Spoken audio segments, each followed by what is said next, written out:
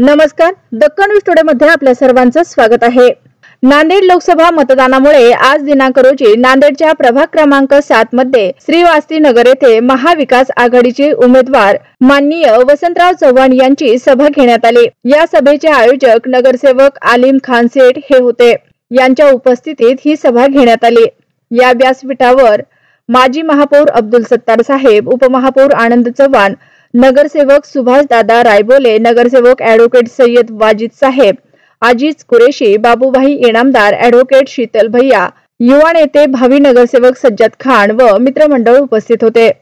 श्रावस्ती नगर येथील सभेसाठी आलेले सर्व बंधू भगिनींनो आणि आमचे सत्तारभाई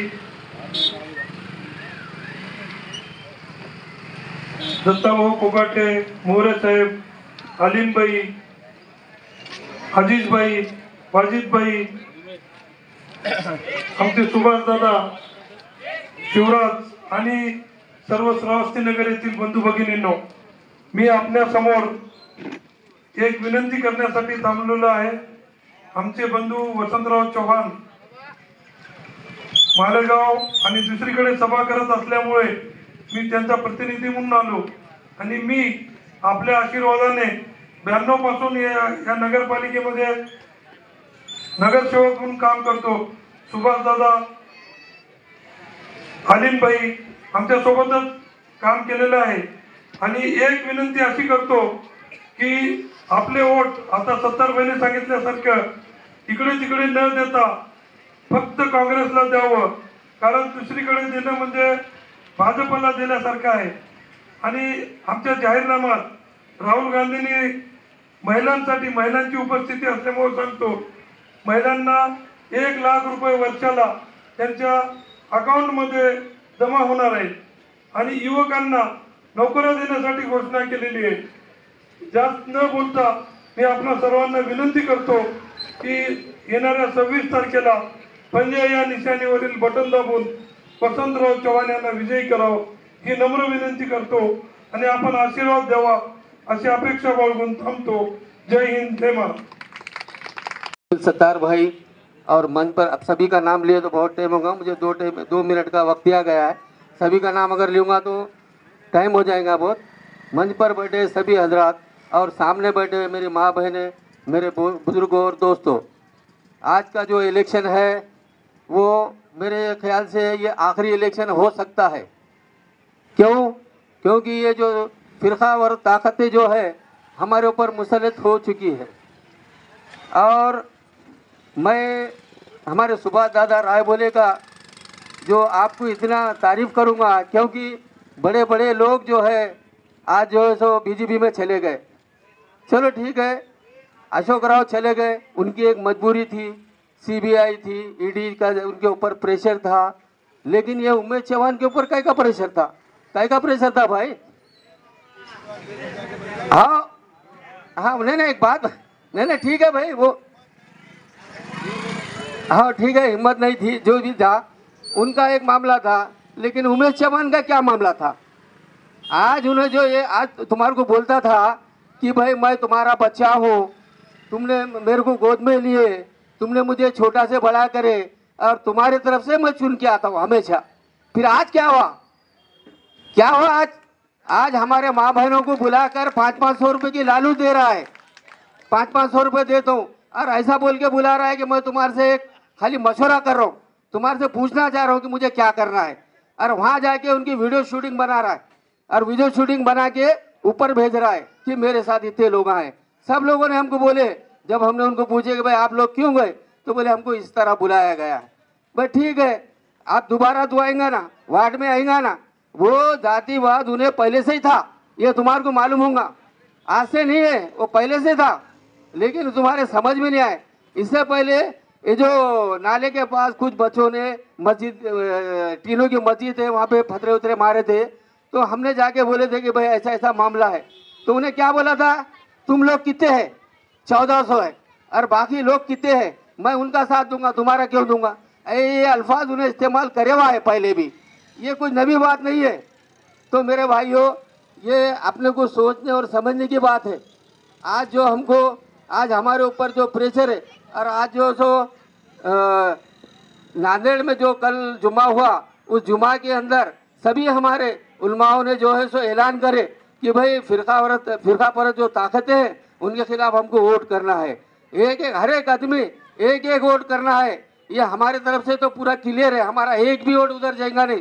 सत्तार भाई को मालूम है, एक भी वोट हमारा, एक वोट भी जाने वाला नहीं है, समझेंगे नहीं।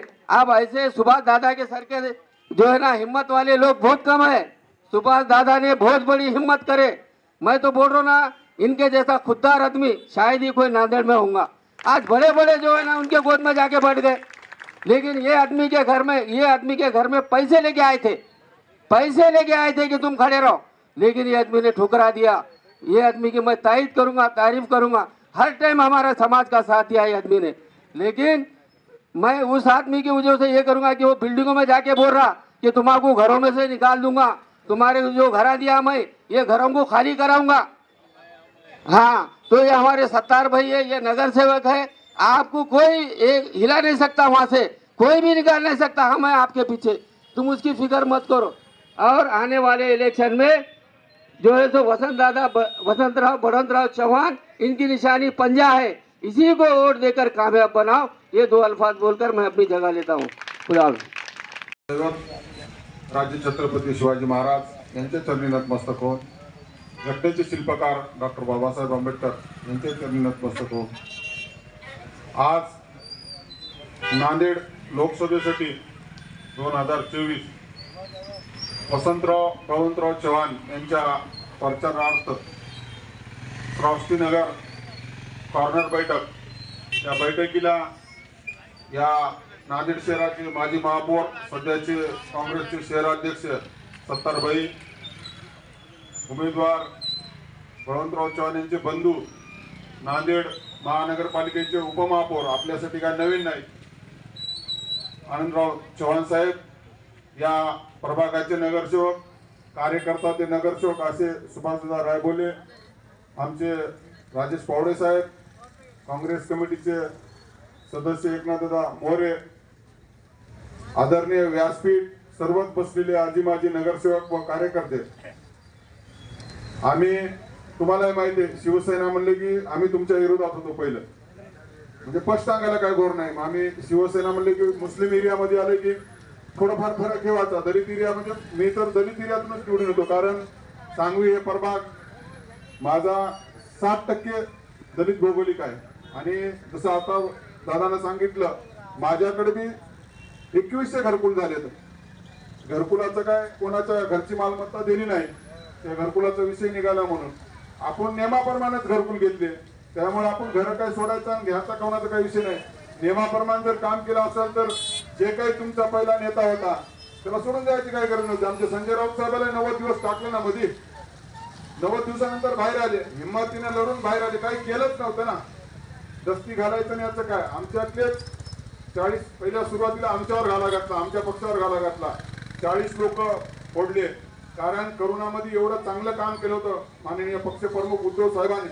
आणि तुम्ही बघितलं असाल, सर्व दलित असतील, मुस्लिम असतील, मराठा असतील, सगळ्या समाजाच्या लोकांना त्यावेळेस गरज कासेची होती, दवाखान्याची, इन्शुरन्सची, काय ऑक्सिजनची। तेव्हा सांगितलं, आम्ही जिल्हा प्रमुख होतो, आमचे दर आठवड्याला एक विषय घेत होते साहेब। साहेब म्हणाले, अरे बाबा तुम्ही बी मास्क लावून तुम्ही सगळं सहकार्य करा, तुम्ही तो तुमचं आधी हे करा आणि गोरगरिबाला मदत करा। माझ्या प्रभागामध्ये 70 होय 5 किलो प्रत्येकाच्या घराला मी 125 क्विंटल तांदूळ स्वतः वाटले होते। आणि आमचा आसनाचा टोक मेन एंट्री आहे शहरातून जाणारे, या मोदी सरकारनं, मोदी साहेबांना आपल्या डायरेक्ट जाहीर केले की लॉकडाऊन, त्यावेळेस आम्ही तिथं बसलेल्या नांदेड शहरातून किंवा बाहेरून आलेले लोक रोजचे 200-300 लोकांना आम्ही खिचडी करायला साहित्य देवानी काही करून खाऊन गाडीत कंटेनर बसून जा, कशात जा, असं अचानक इतका। आता लोक म्हणाल की देश कुठेतरी नेऊन सोडणार, देशाच्या जगाच्या पातळीवरला नेता, एवढं याला काळ नाही। आपला पंतप्रधान आहे, त्यानं सरळ काहीच नाही, थाळ्या वाजवा म्हणला, थाळ्या वाजला करून पळून जाते म्हणला।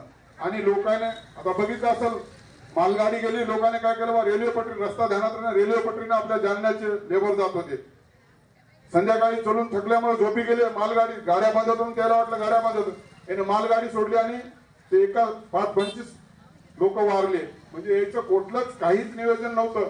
माननीय पक्षप्रमुखांनी महाराष्ट्रामध्ये एकही प्रेत जाती धर्माप्रमाण त्या पक्ष प्रेताची कुठेही विटंबना न होता त्यावेळेस अंत्यविधी केल्या. त्यावेळेस मुस्लिम बांधव समोर आले. सर्वांना जय भीम, आदाब, नमस्कार. आज आपण श्रावस्तीनगरमध्ये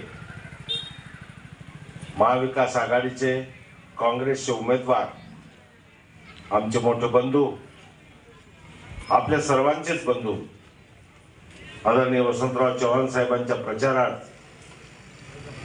आमचे मित्र, आपल्या सर्वांचे लाडके नेते आदरणीय सुभाष रायबोले आणि आमचे अलीमभाई यांनी ही सभा आयोजित केली आहे. आता खूप पडझड झालेली आहे राजकारणामध्ये आणि परिस्थिती अशी निर्माण झालेली आहे की कदाचित आपण जर चूक केली तर या देशातलं हे शेवटचं इलेक्शन असू शकतं. आपण जर चूक केली तर या देशात नंतर लोकशाही राहणार नाही, हुकुमशाही आलेलीच आहे. फक्त आता ती डिक्लेअर व्हायची आहे, म्हणून त्यांना 400 के पार जायचं आहे. हे तर 400 पार जाणार नाहीतच, पण आपल्या माहितीसाठी सांगतो, 400 के पार एकदा काँग्रेस गेली होती.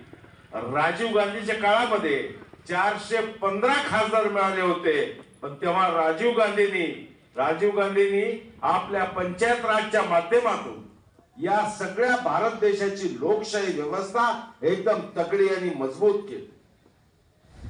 यांना 400 पार केल्याच्या नंतर राजीव गांधींनी जी 74वी घटना दुरुस्ती करून या देशाची लोकशाही मजबूत केली आणि यांना जर 400 पार आले तर या देशाची लोकशाही संपुष्टात आणून संविधान खतम करण्यासाठी यांना 400 के पार जायचं आहे.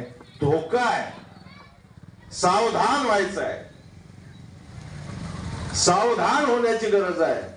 सावधान तथागता, आता तुझीच बारी, सांग तुझ्या विना बुद्धा या जगास कोण तारी.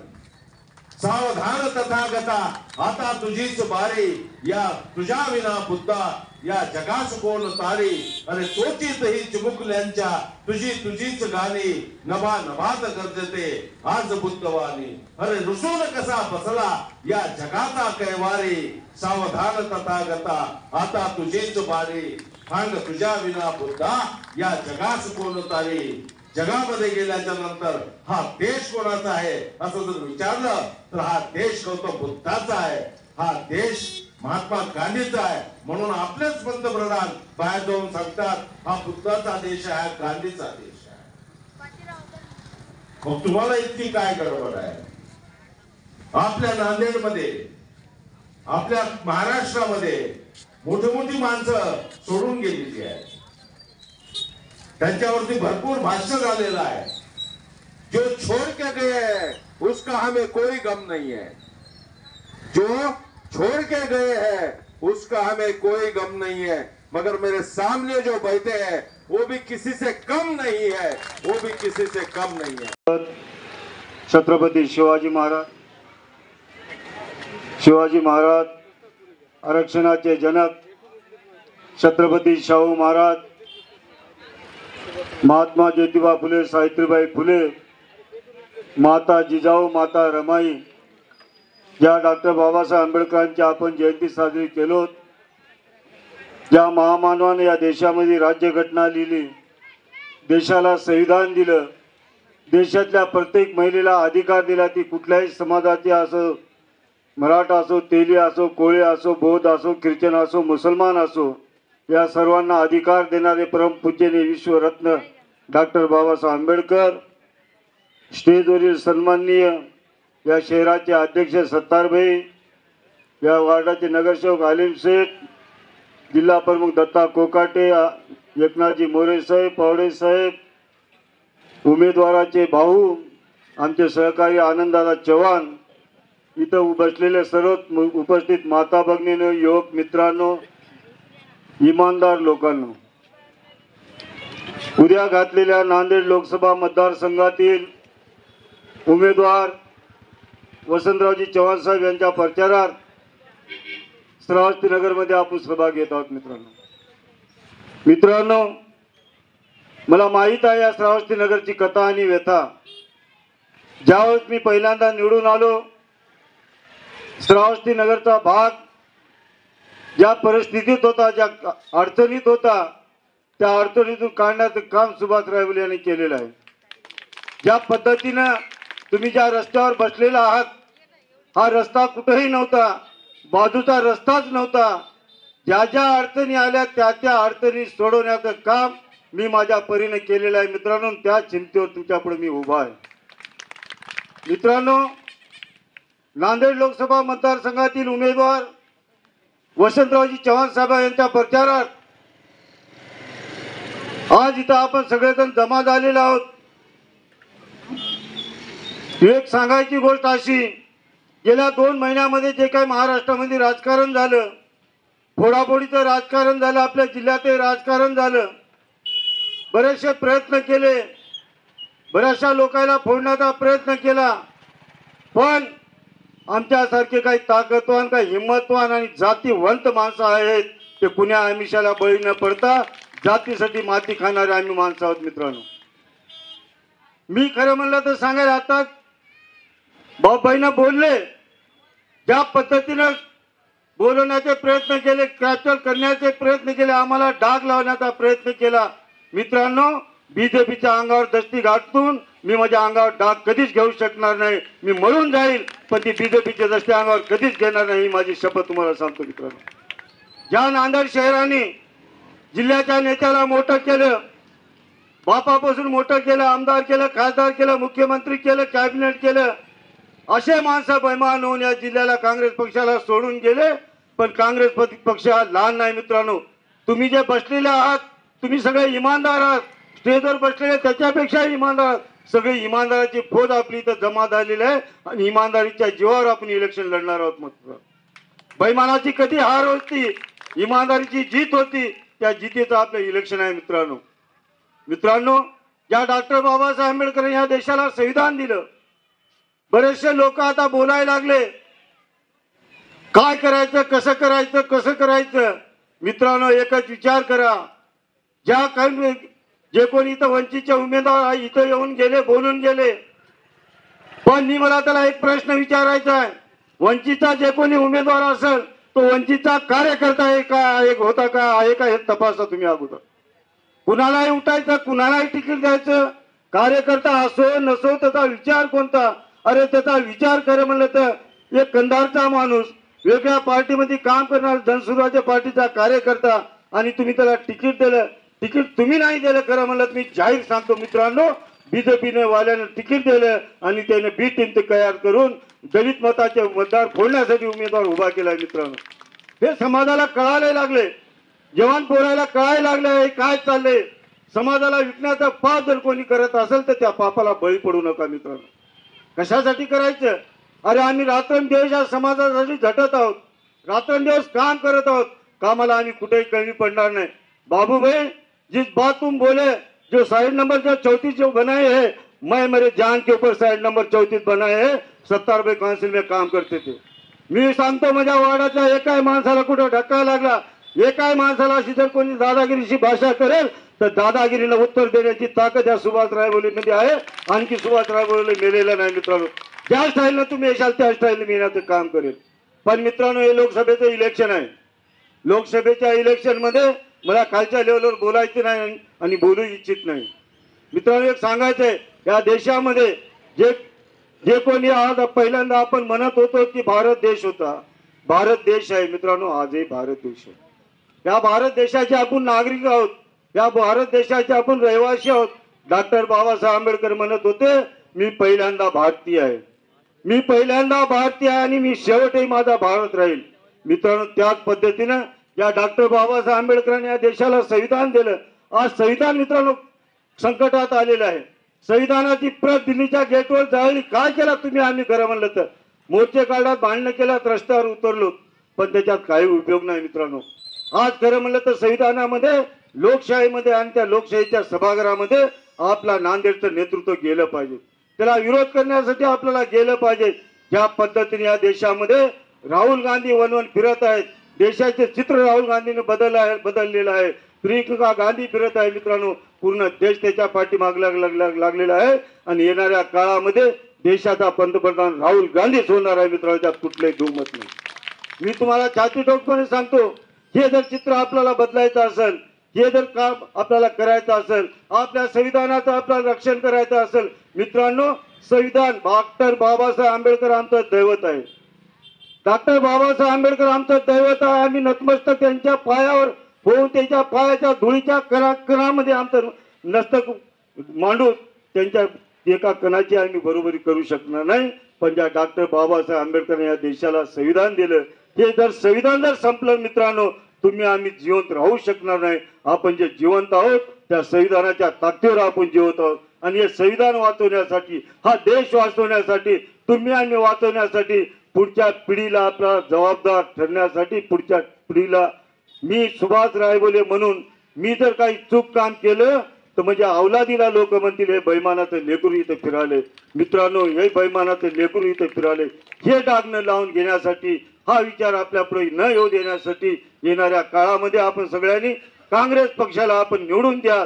जे काही आपल्या अडीअडचणी येतील, सुभाष रायबोले, अनिम भाई, माझ्यासोबत जे कोणी मित्रांनो नगरसेवक पदात तुम्हाला ह्याच्या पुढे जाऊन सांगतो, चारीच्या चारी सीटा या वार्डातून निवडून आल्याशिवाय ठेवणार नाही. चारीच्या चारी सीटा काँग्रेसच्या निवडून आल्याशिवाय ठेवणार नाही मित्रांनो. कोणी उमेदवार घेऊन, कुठलाही उमेदवार घेईल, अखेरला मला श्रावस्ती नगरला मला गेल्यावर प्रतिनिधित्व देता आलं नाही. येणाऱ्या काळामध्ये तुमच्याबरोबर साक्ष देऊन टाकतो, येणाऱ्या काळामध्ये श्रावस्ती नगरचा एखादा तरुण पोरग, काम करणारं पोरग तुमच्या पुढे उभा टाकेल आणि त्याला तुम्ही आशीर्वाद देताल अशी मी अपेक्षा बाळगतो. पुनश्च एक बार येणाऱ्या 26 तारखेला डॉक्टर बाबासाहेब आंबेडकरांचं संविधान वाचवण्यासाठी, येणाऱ्या पिढीला घडवण्यासाठी आपण सगळ्यांनी काँग्रेस पक्षाला मतदान कराल. तुम्ही करशाल आणि माझी इज्जत वाचवशाल. जी काय माझी इज्जत आहे ती तुमच्या हातात आहे. माझ्या इज्जतीला कुठेही बटाने लागता, ती इज्जत तुम्ही वाचवशाल अशी अपेक्षा बाळगतो. 26 तारखेला काँग्रेस पक्षाला भरघोस मताने विजय करशाल अशी अपेक्षा बाळगून थांबतो. जय भीम, जय भारत.